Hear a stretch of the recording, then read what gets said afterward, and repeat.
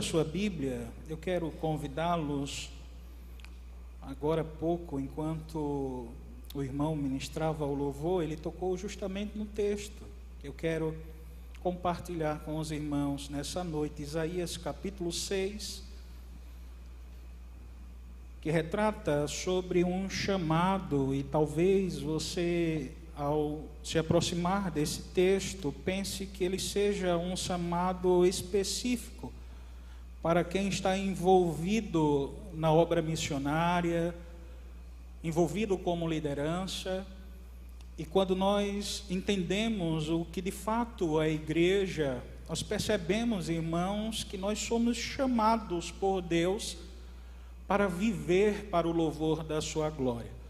Nós estamos nesse lugar porque Deus nos convocou, porque Deus nos chamou, e de uma forma tão especial, Ele nos tirou das trevas por meio da obra de Cristo, e hoje vivemos na luz do Senhor. E é glorioso, irmãos, observarmos que esse é o propósito da vida da igreja. Abra sua Bíblia, ainda lá no livro de Isaías, apenas do verso 1 ao verso 8, texto bem conhecido. No ano da morte do rei Uzias, vi o Senhor assentado sobre um alto e sublime trono, e as abas de suas vestes enchiam o templo. Serafins estavam por cima dele, cada um tinha 6 asas, com 2 cobria o rosto, com 2 cobria os seus pés, e com 2 voava.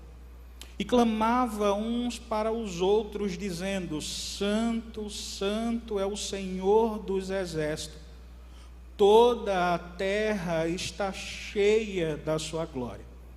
As bases do limiar se moveram à voz do que clamavam, e a casa se encheu de fumaça.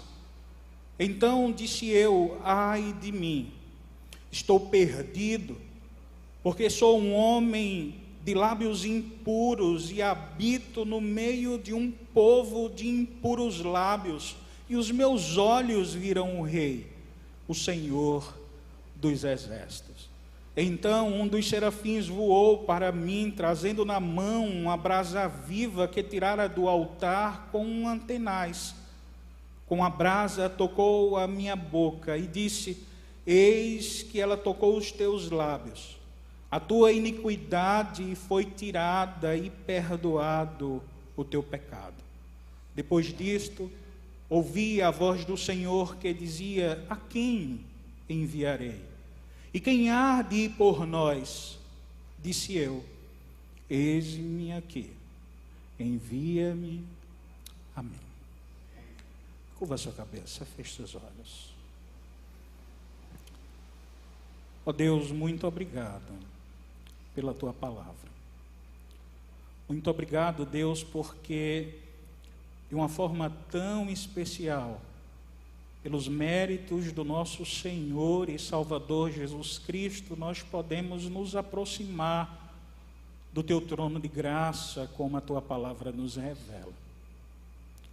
E mediante, ó Deus, a obra preciosa do nosso Redentor, nós podemos oferecer nada mais do que o nosso coração, Senhor, quebrantado e contrito na tua presença. Que o teu Santo Espírito ilumine o nosso coração, a nossa mente em Deus, para que compreendamos de fato aquilo que o Senhor tem a edificar a tua igreja. Assim nós oramos, ó Deus, suplicando ao Senhor. Oro também, Pai, e rogo pela minha vida, como ministro do Evangelho, que tão somente eu seja fiel à tua palavra. Que nesse lugar, Deus, o Senhor cresça, o Senhor seja visto, adorado.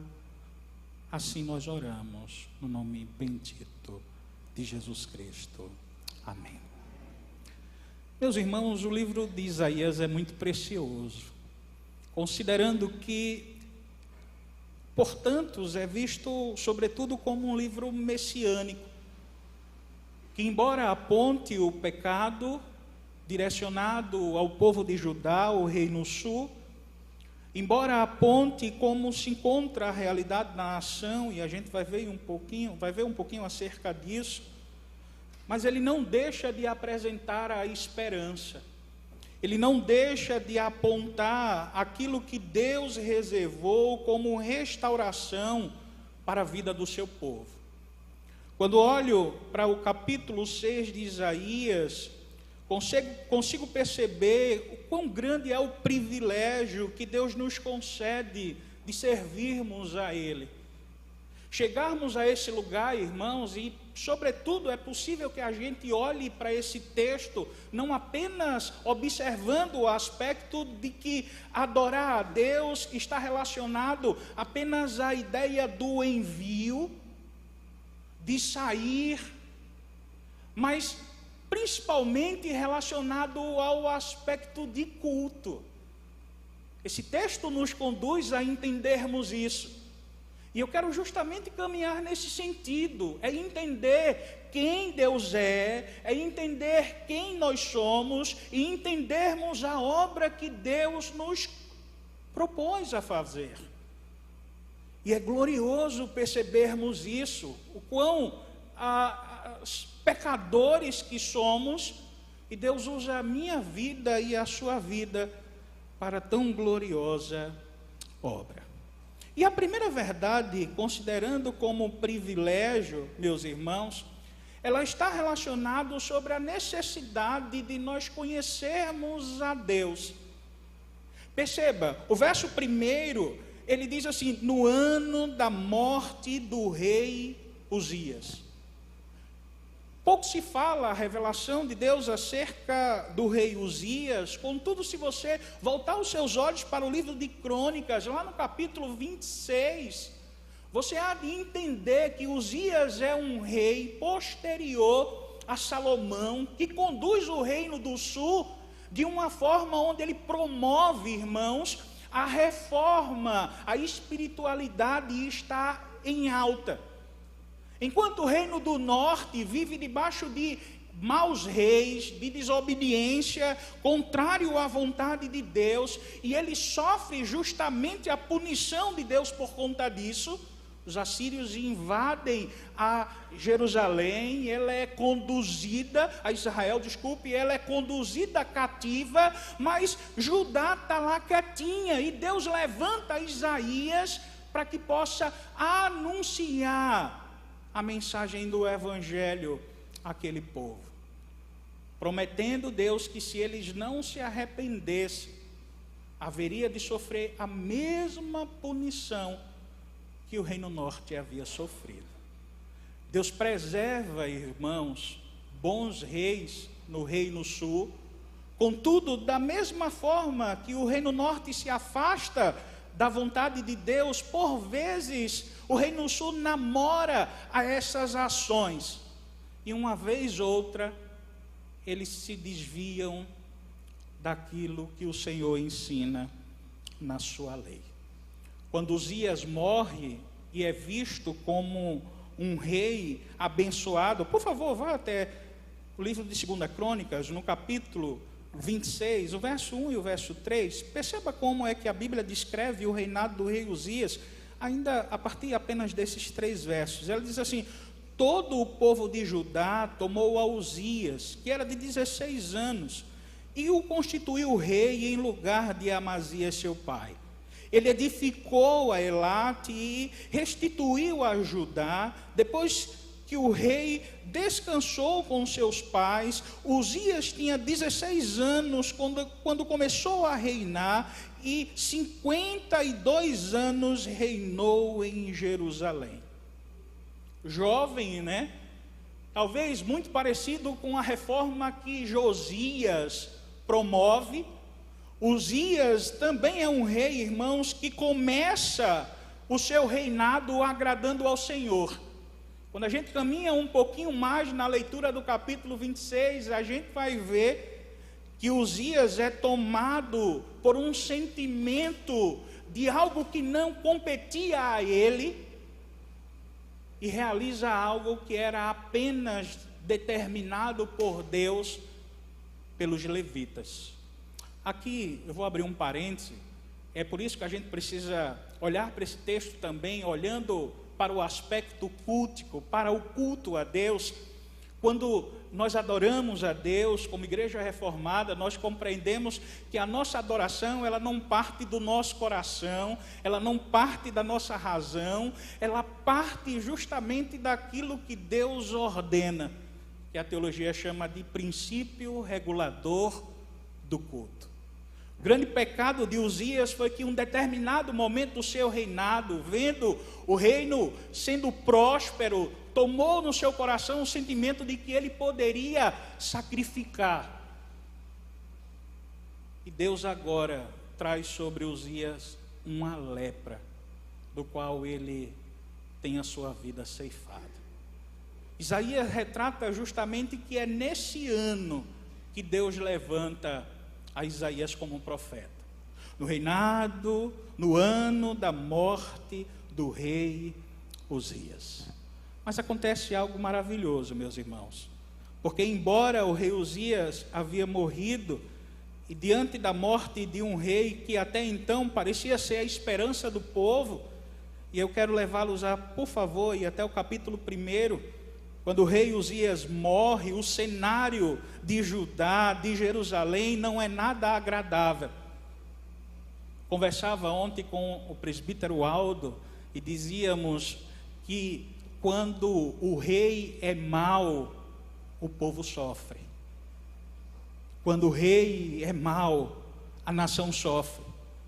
E é interessante porque quando o rei Uzias morre, era um bom rei, a nação agora tem uma decadência moral e espiritual. Olha o que diz o capítulo 1. Visão de Isaías, filho de Amós, aquele que teve a respeito de Judá e Jerusalém, nos dias de Uzias, Jotão, Acais, Ezequias, rei de Judá. Ouvi, ó céus, e dá ouvidos, ó terra, porque o Senhor é quem fala. Criei filhos e os engrandeci, mas eles estão revoltados contra mim. O boi conhece o seu possuidor e o jumento, o dono da sua manjedoura, mas Israel não tem conhecimento, o meu povo não entende. Ai da nação pecaminosa, povo carregado de iniquidade, raça de malignos, filhos corruptores, abandonaram o Senhor e blasfemaram do Santo de Israel, voltando para trás. Perceba como fecha essa sessão, lá no verso de número 9, diz assim: se o Senhor dos Exércitos não nos tivesse deixado alguns sobreviventes, já nos teríamos tornado como Sodoma e semelhante a Gomorra. Essa é a realidade moral de Jerusalém, de Judá, quando justamente o Senhor chama a Isaías. Mas perceba como está também a espiritualidade, verso 10 até o verso de número 13, irmãos, diz assim: ouvi a palavra do Senhor, vós príncipes de Sodoma, prestai ouvidos à lei do nosso Deus, vós povo de Gomorra. De que me serve a mim a multidão dos vossos sacrifícios? Diz o Senhor: estou farto dos holocaustos de carneiro e da gordura, de animais cevados, e não me agrado do sangue de novilho, nem de cordeiros, nem de bodes. Quando vindes para comparecer perante mim, vós quem vos requereu o só pisardes nos meus átrios? Não continueis a trazer ofertas vãs. O incenso é para minha abominação. É também as festas, e também as festas da lua nova, os sábados e as convocações das congregações. Eu não consigo suportar a iniquidade associada ao ajuntamento solene.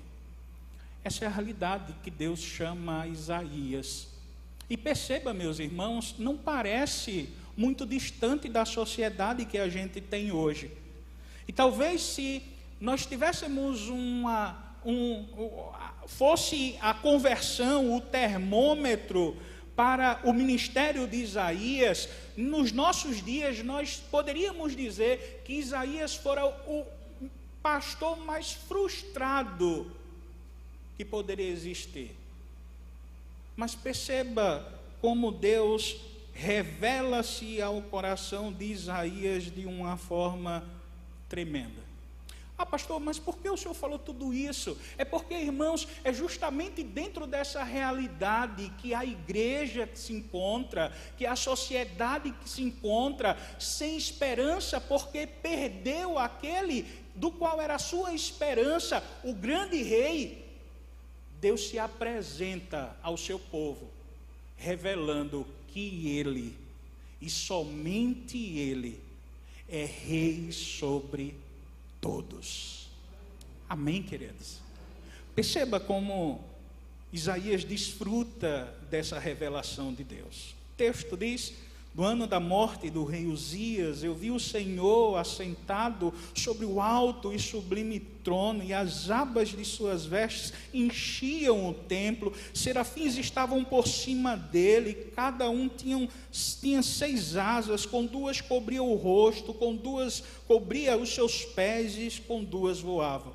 E clamavam uns para os outros, dizendo: Santo, Santo é o Senhor dos exércitos. Toda a terra está cheia da sua glória. As bases do limiar se moveram à voz do que clamava, e a casa se encheu de fumaça. Perceba, meus irmãos, como Deus se revela à nação para trazer esperança e apresentar quem verdadeiramente Ele é. E é interessante nós entendermos, porque observar o verso 1, o verso 2 e o verso 3, Deus se revela como a própria teologia entende, né? A revelação de Deus por meio dos seus atributos. Nós sabemos que Deus se revela de uma forma geral, pela criação. Mas aqui, irmãos, Deus se revela pelos seus atributos, demonstra a sua majestade, o seu poder, a sua glória. Deus revela a sua imensidão sobre toda a terra. Deus revela a sua santidade. Perceba, queridos, o privilégio que nós temos de estarmos nesse lugar, servindo a Deus. O culto é um serviço a Ele, e o privilégio de adentrarmos a sua casa e a sua presença, não pelos nossos méritos, mas pela obra graciosa de Cristo Jesus. Às vezes a gente vem para a igreja, sabe, irmãos, e a gente não tem a dimensão desse privilégio. Se você é um leitor constante da palavra de Deus, você há de perceber que na cultura do Antigo Testamento, a prática de adoração é totalmente diferente da nossa. Você precisava de um mediador, você precisava de um sacerdote, você precisava oferecer, era impossível alguém se aproximar e era impedido de chegar no lugar, ou no santo dos santos. Não havia a possibilidade, porque em qualquer momento o indivíduo seria fulminado se assim o fizesse. E pela obra de Cristo, meus irmãos, apesar de nós podemos chegar nesse lugar, apesar de toda a nossa semana, apesar de todo esse dia, das nossas aflições, pelos méritos de Cristo. O autor aos Hebreus diz que nós adentramos a presença de Deus diante do seu trono de glória. Que bênção, queridos. Naquele momento há uma injeção de ânimo no coração de Isaías e daquele povo. Se a esperança estava depositada num rei que havia morrido, e agora o desespero e a angústia chegou ao coração da nação, Deus se revela dizendo: eu sou o Senhor dos senhores. Até os anjos olham para ele. Contempla a essa realidade. Deixa eu avançar um pouco. E a segunda coisa, depois eu vou tentar aplicar com os irmãos, mas a segunda coisa que nós encontramos nesse texto não é só apenas o aspecto, irmãos, ou a necessidade que nós temos de conhecer a Deus, mas quando nós verdadeiramente conhecemos a Deus, nós passamos também a nos conhecer. Adorar a Deus requer de nós conhecimento de quem nós somos. Perceba como é que Isaías revela isso. O verso de número 5, 6 e 7 diz assim: então disse eu, ai de mim, estou perdido, porque sou um homem de lábios impuros e habito no meio de um povo de impuros lábios, e os meus olhos viram o Rei, o Senhor dos Exércitos. Então um dos serafins voou a mim, trazendo na mão uma brasa viva que tirara do altar com uma tenaz. Com a brasa tocou a minha boca e disse: eis que ela tocou os teus lábios, a tua iniquidade foi tirada e perdoado o teu pecado. Eu sou apaixonado pela palavra de Deus, porque dentro de uma realidade como essa, onde a gente olha e contempla a santidade, a grandeza do nosso Senhor, necessariamente, irmãos, pecadores que somos, a nossa ação é nos escondermos. Vocês lembram como foi o ato de Adão depois que quebrou a lei de Deus? A primeira ação de Adão foi tentar se esconder. E a segunda foi tentar encobrir o seu pecado. Essa mesma realidade está presente aqui em Isaías. E perceba que essa ação não parte do homem, ela parte do próprio Deus em nossa direção. Louvado seja Deus por isso. Mas a primeira seção, o verso de número 5, para ser bem mais exato, faz com que Isaías reconheça a sua condição. Ou seja, irmãos, para adorarmos a Deus, para servirmos a Deus e desfrutarmos desse privilégio, nós precisamos ter a consciência verdadeira do nosso estado. E Isaías contempla essa verdade. Ele diz: ai de mim, estou perdido. Às vezes eu fico confuso, sabe, queridos? Porque a gente vive numa sociedade onde as pessoas estão na presença de Deus, e o sentimento que elas têm hoje, por vezes, é esbravejar, é pular, é correr. Perceba, eu não entendo a presença de Deus como algo morto e frio, mas ela requer, irmãos, de nós o conhecimento de quem Deus é e de quem nós somos. Isaías olha e diz assim: ai de mim. Lá no capítulo 5 de Lucas, quando a grande pesca é realizada, e agora Pedro sabe quem Jesus é, ele diz: aparta-te de mim, Senhor, porque eu sou pecador. O apóstolo João, ao ver a mesma revelação, aquilo que é conhecido como teofania, a palavra de Deus, João escreve em Apocalipse capítulo 1, que ele cai duro como morto. Ele sabe quem ele é. Nós precisamos sabermos quem nós somos. E talvez a melhor descrição disso é dado por Paulo, lá em Efésios, no capítulo de número 2. A mesma forma, Paulo escreve aos Romanos, dizendo que nós somos carentes da graça de Deus. Nós precisamos do Senhor.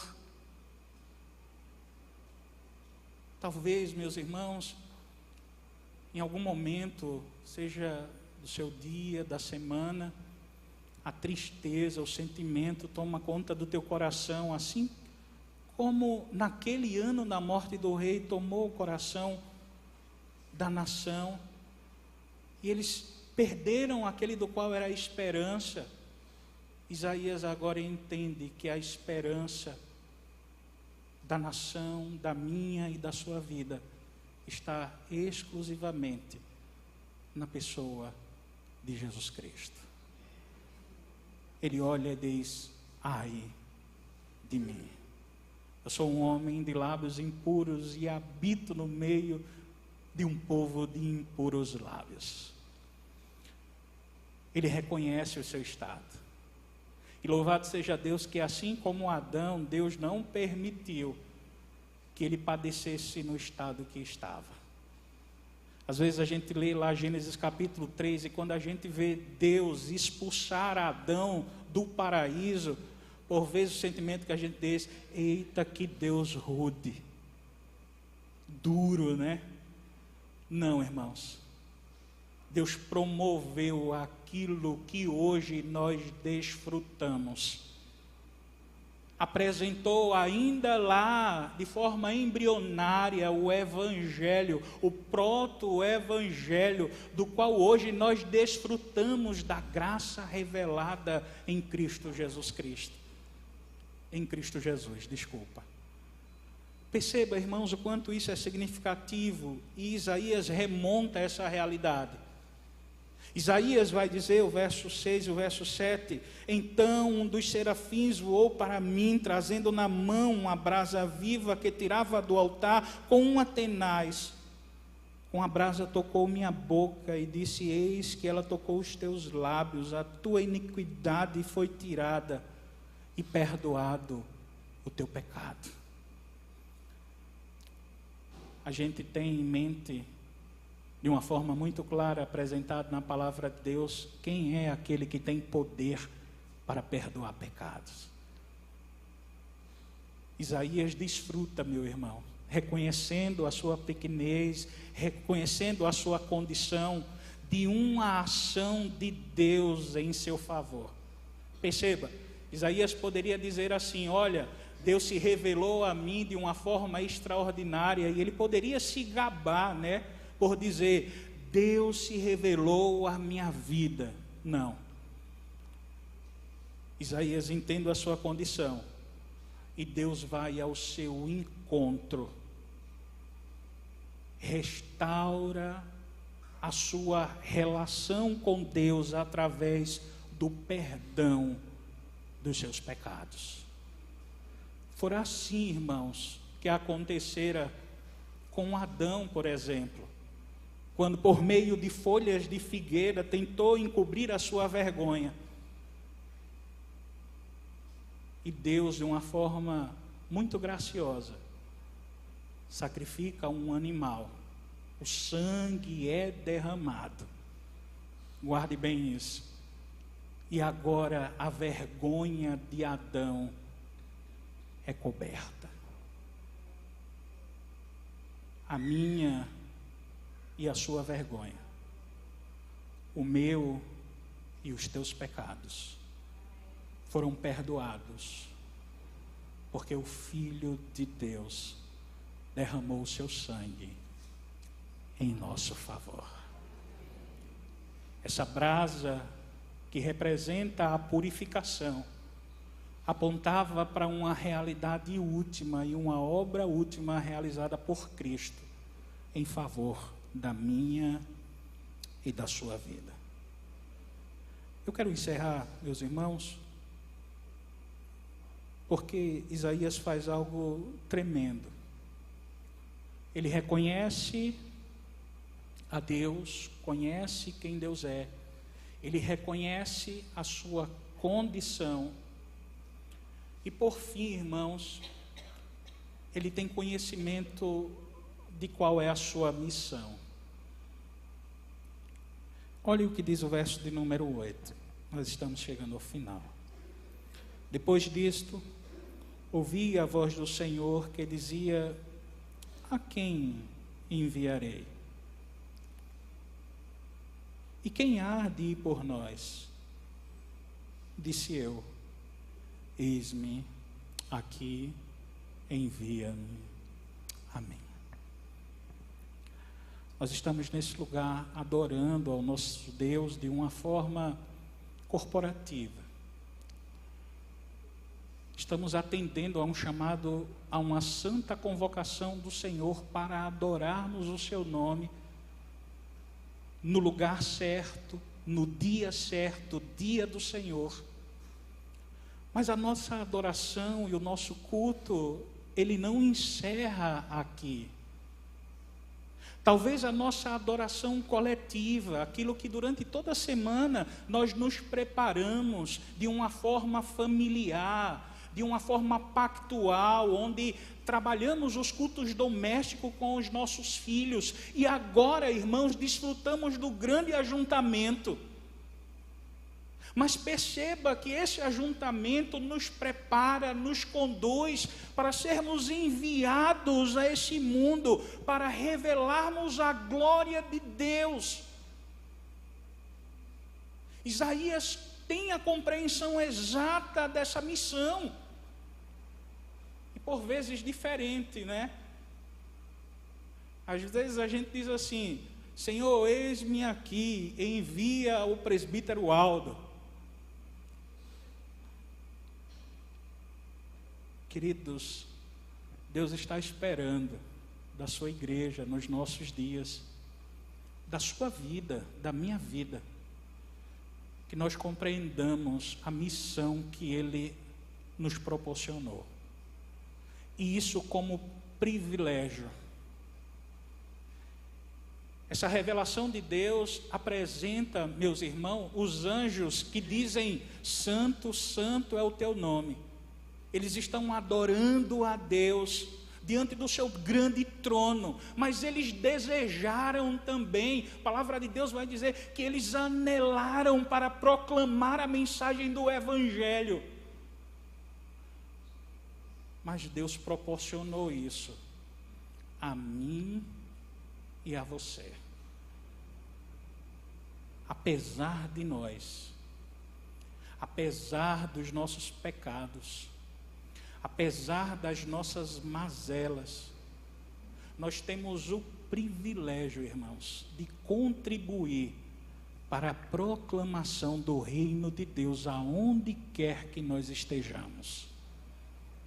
Você já pensou nisso? Seja na escola, na universidade, no trabalho, na vizinhança, aonde quer que você esteja, você é um missionário e necessariamente você não precisa transpor, sabe, as barreiras de países. Você pode ser esse missionário dentro da sua própria família. Sabe por quê? Porque primeiro,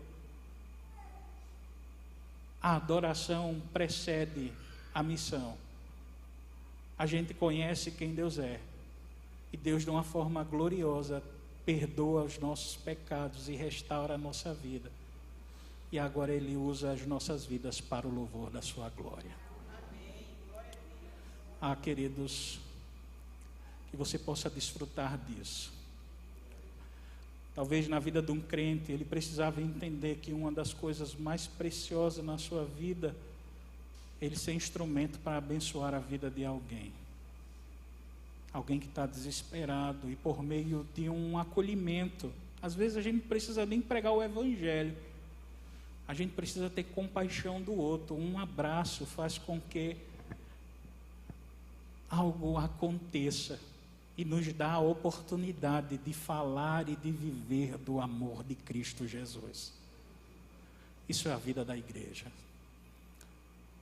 Essa é a vida que eu sei que os irmãos têm vivido. Esse é o grande desafio da vida do crente. Que Deus lhe abençoe. Que a gente compreenda, irmãos, que diante de toda essa realidade, assim como o livro de Hebreus nos traz, diante de um mundo que estava um caos, desesperado, aguardando por uma grande transformação política e econômica. Deus dos seus altos céus não manda um economista, não manda um médico, não manda um psicólogo por conta dos problemas, sabe, emocionais. Deus manda um Salvador. Porque o problema desse mundo se chama pecado. O que esse mundo mais precisa, irmãos, é da redenção em Cristo Jesus, o nosso Senhor. Amém, queridos? Deixa eu orar pela sua vida. Oh Deus, Tu conheces o nosso coração, Senhor. Tu conheces a nossa vida. Às vezes, ó Deus, passamos por momentos parecidos como a nação de Israel estava vivendo, sem esperança, afundada, ó Deus, naquilo que não agrada ao Senhor, perdendo a perspectiva da verdadeira adoração, sem enxergar de fato, ó Deus, para que e para quem nós fomos criados. Mas graciosamente, Deus, assim como o Senhor se revelou a Isaías, a Paulo, a Pedro, a João, um dia, Senhor, o Teu Santo Espírito visitou os nossos corações. Abriu, Senhor, os nossos olhos para enxergar a maravilha do que é servir ao Senhor.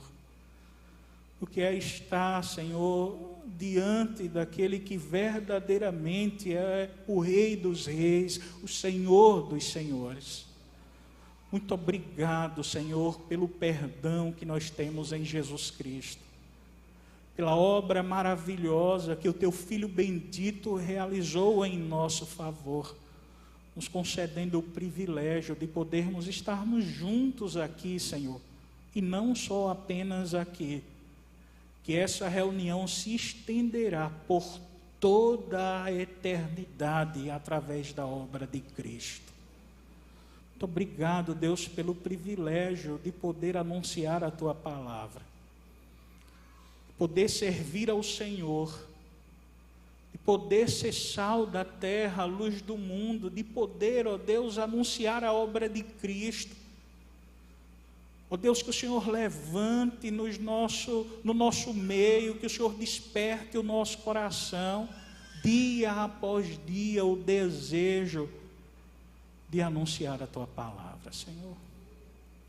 É assim que eu te oro, Pai, agradecido, em nome de Jesus Cristo. Amém.